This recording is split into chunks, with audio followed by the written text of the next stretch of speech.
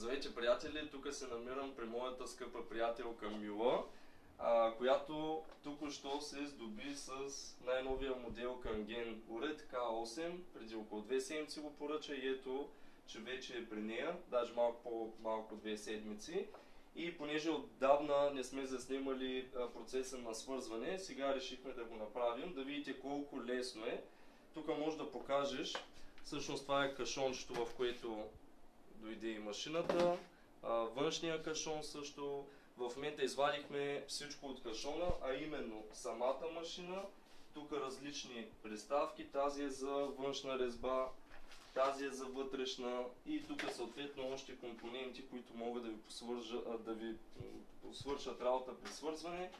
Тук са едни книжки, които са с инструкции за употреба.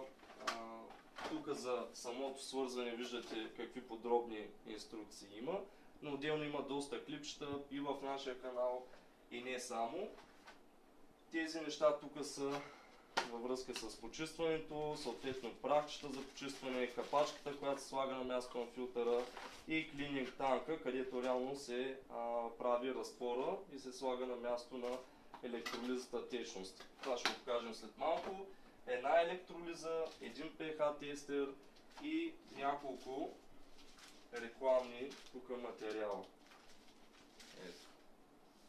Така, 5 години гаранция и така. Сега, относно свързването, първото нещо, което трябва да обърнете внимание, каква е резбата. В случая, дори без да се отвива, се вижда, че това най-вероятно е външна резба. Сега това трябва да се отвие. И преди да почнете каквото и да е свързване, всъщност трябва да тествате приставките. Ако направите нещата с приставките, общо взето работа е свършена на 95%, другото вече е елементарно. В случая, когато имаме външна резба, може да доближиш, трябва да използваме тази приставка. С нея става най-лесно. В принцип с бялата приставка може да се направи свързването, но повечето предпочитат тази металната. И трябва да пробваме сега да я навием тук. И стане ли това навиване, просто трябва да хване. Общо взето работа е свършена на 95%. Ето тук хвана. Идеално. Пристягате хубаво. Тази долната част може да се върти по принцип. Ето така. Идеално.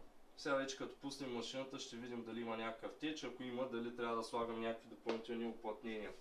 Машината решихме с Мила, че ще стои ето така, ето в тази част, но преди да я поставя там, това ви е захранващия кабел, който сега ще го сложим отзад на машината. Ето така, мога да покажеш отблизо, ето в тази част. Ето така, натискате и този кабел сега ще отиде. Ето така да го издърпаме. Ще отива натам. Сега ще го направим. Този пък маркуч тук ви е захранващия, който трябва да го свържем ето тук. Сега тази капачка трябва да я махнем. Ето така, тия капачки си ги пазите. Ето заедно с тези тук. Ще ви свършат работа по-нататък в процеса на работа с машината. Ще я включа сега в захранването. Така. Това ще го доближим.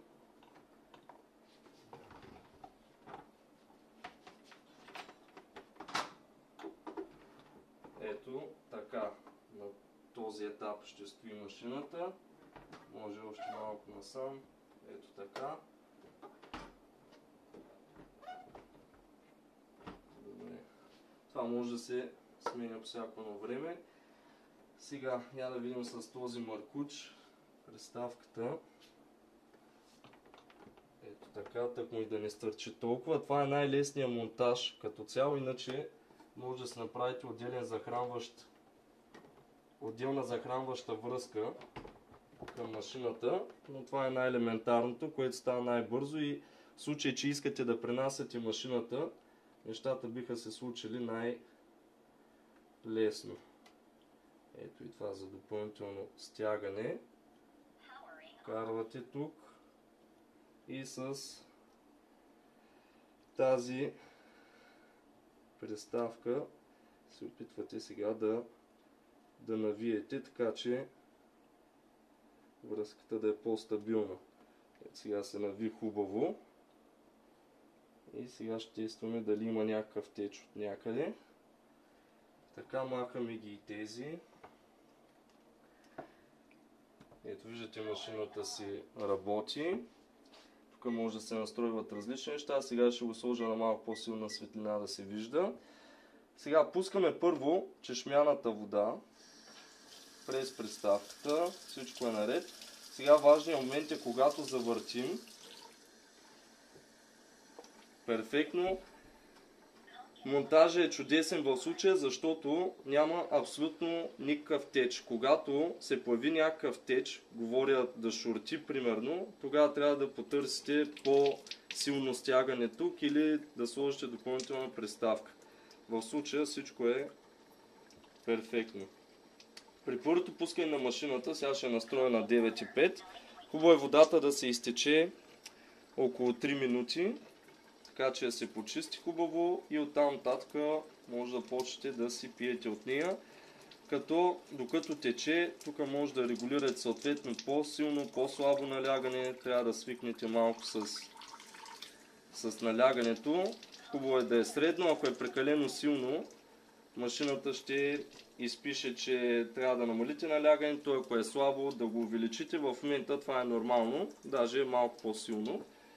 И това, което може да правите докато чакате да се поизтече, с този тестер, който върви към машината, да видите в момента при положение, че е маркирано 9,5 pH, дали наистина е толкова. Капваме веднъж. Прекрасно. От друга страна, само че в момента водата, която излиза,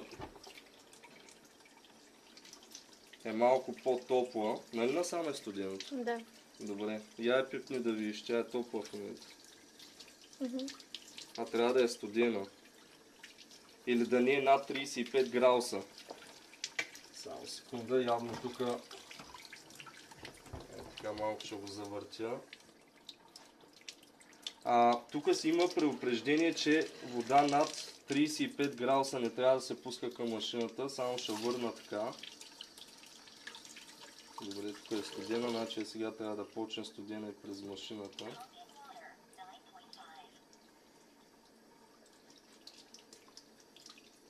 Над 35 градуса не трябва да преминава.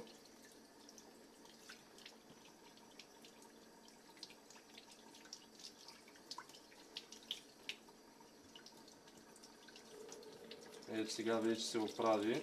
Трябваше малко време докато мине през филтъра. Сега вече е студена водата. Щом не изпилка, значи е била все пак под 35 градуса. Над 35 ще ви изпилка да спрете топлата вода. Идеално.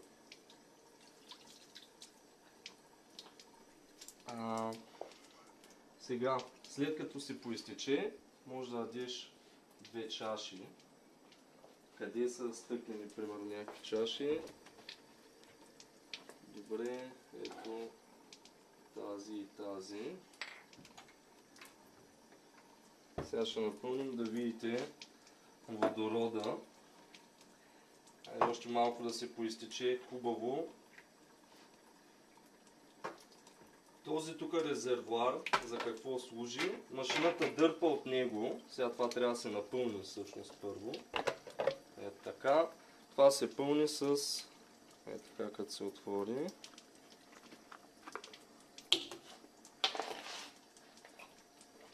Това се пълни с електролизния разтвор, който е ето тук.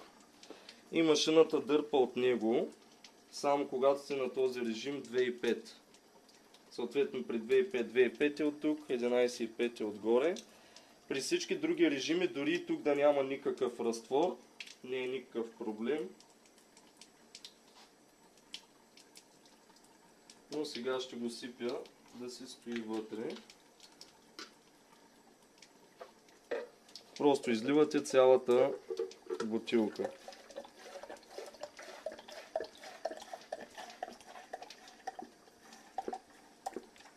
И много важно, при пренасене на машината, този разтвор или трябва да се излее и да се пренесе в друг съд, или като цяло това танкче да го махнете от машината. Машината не трябва да се пренася с наличен разтвор, защото може да влезе в машината и да увреди. Това се стяга, слага се тук,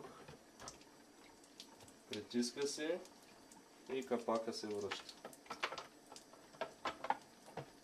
Ето. Сега ще напълня първите канген чаши.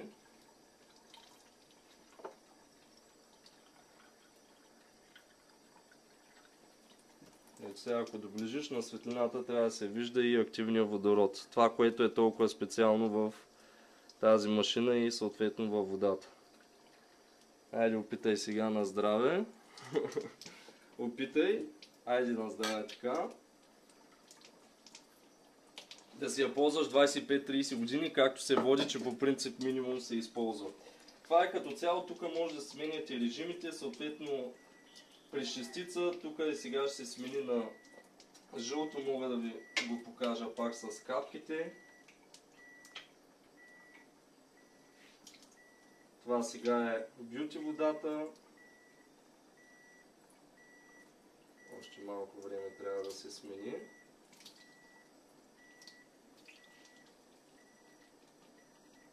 Ето.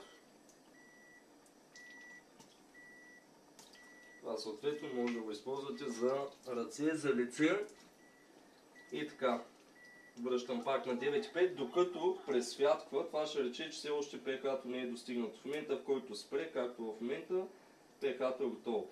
Така си ползвате водата през машината, когато завъртите тази приставка, покажи отблизо, когато завъртите така, си ползвате чешмяната. Когато искате съответно да ползвате през машината, завъртате и потока тръгва към машината, като първо минава тук през филтъра, който я пречиства първо, той е на основата на активен въглен и след това се насочва към електронните плочи, които са от титан и платина, където става реално електролизния процес и разделянето на водата на алкална и киселинна, на жива и на мъртва.